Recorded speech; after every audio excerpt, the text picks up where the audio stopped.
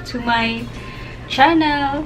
Today's video, I will be doing a Divisoria Haul! Yay! First kong nabili from 168 Mall are phone cases. 180. This one is 150. Metal straw for 80 pesos. Mga nabili ko sa 698 Mall. Washing bag or the laundry bag. Next is organizer, 5 pieces. First one.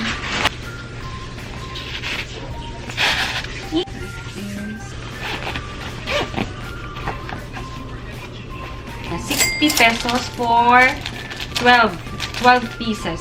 Coin purse lang siya pang lalaki. Pero sa kapatid ko. Waterproof bag. Cute. These earrings, nabili ko sa 168 Mall. 50 pesos pag isa lang yung bibilin mo. Wholesale, 6 pieces, 45 pesos each.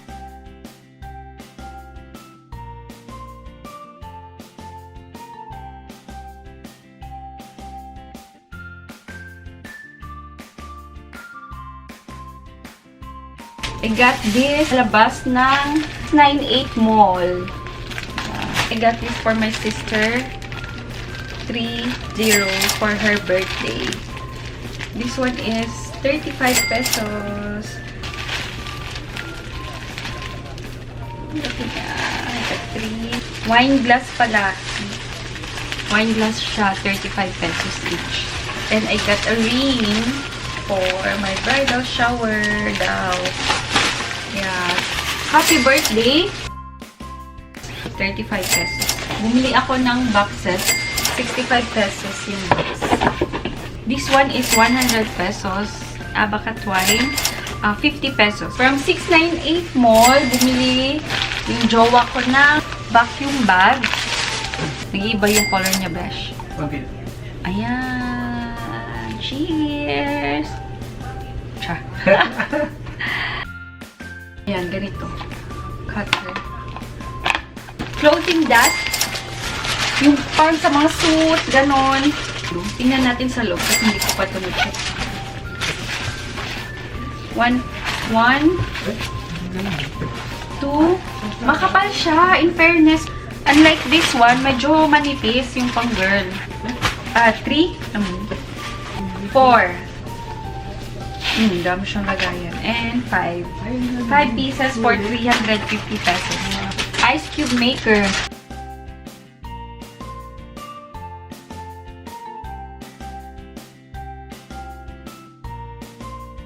Potato cooker. So, ilalagay mo lang yung potato, then cook for 4 minutes. Pwede mo na siyang kainin. Shoe rack. Egg ring maker. This one is 50 pesos for 2. Fruit slicer. Ayan. Hindi ko alam paano ito gagamitin. This is 25 pesos each. So, 25 din. Then, thermometer siya. Kung mag-bake ata, 200 pesos. Peel back for 20 pesos. Second time ko pang nakapunta ng Divisoria at favorite namin yung 698 Mall.